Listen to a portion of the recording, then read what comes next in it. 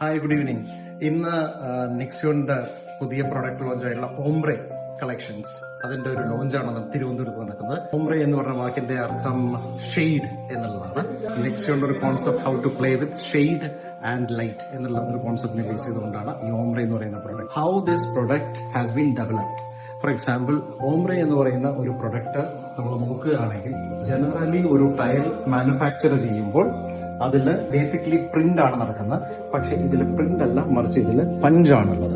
ക്ലേയിൽ തന്നെ minerals add ചെയ്തിട്ട് ഈ പ്രൊഡക്റ്റ് മാനുഫാക്ചർ ചെയ്യുകയാണ് ചെയ്യുന്നത്. ഇതിൽ പ്രിന്റ് വരുന്നില്ല, മറിച്ച് ഇതിൽ ഫുള്ള് വരുന്നത് പഞ്ചാണ് വരുന്നത്. ഓംബ്രെ കളക്ഷനെ നമുക്ക് രണ്ട് തരത്തിലാണ് പ്രൊവൈഡ് ചെയ്യാൻ പറ്റുന്നത്. ഒന്ന് ടെക്സ്ചർ സീരീസിൽ വരും, മറ്റൊന്ന് പ്ലെയിൻ കളക്ഷനിലാണ് വരുന്നത്. പർട്ടിക്കുലറായിട്ട് ഓംബ്രെ കളക്ഷനിൽ വന്നു കഴിയുമ്പോൾ ടെക്സ്ചറിന് വേണ്ടി ഉപയോഗിക്കാൻ വേണ്ടിയിട്ട് ടെക്സ്ചർ പർപ്പസിന് വോളിലേക്ക് വേണ്ടിയിട്ട് ഉപയോഗിക്കാൻ പറ്റുന്ന 4ഓളം ഡിസൈൻ കളക്ഷൻ വരുന്നുണ്ട്. ഒന്നാണ് ഓംബ്രയിലെ ക്രോച്ചെ എന്ന് പേരുള്ള ഈ ഒരു പർട്ടിക്കുലർ അല്ലെങ്കിൽ ക്രോസ് എന്ന് പേരുള്ള കളക്ഷൻ.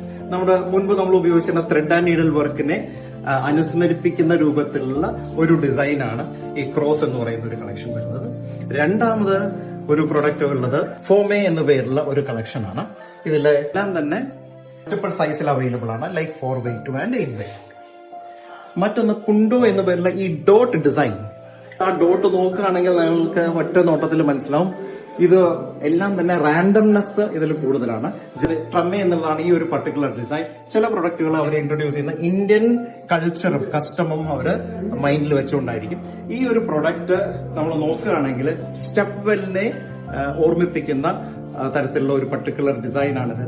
ഈ പ്രൊഡക്റ്റുകളെല്ലാം തന്നെ 4x2 and 120x240 എന്നുള്ള രണ്ട് സൈസിൽ അവൈലബിൾ ആണ്.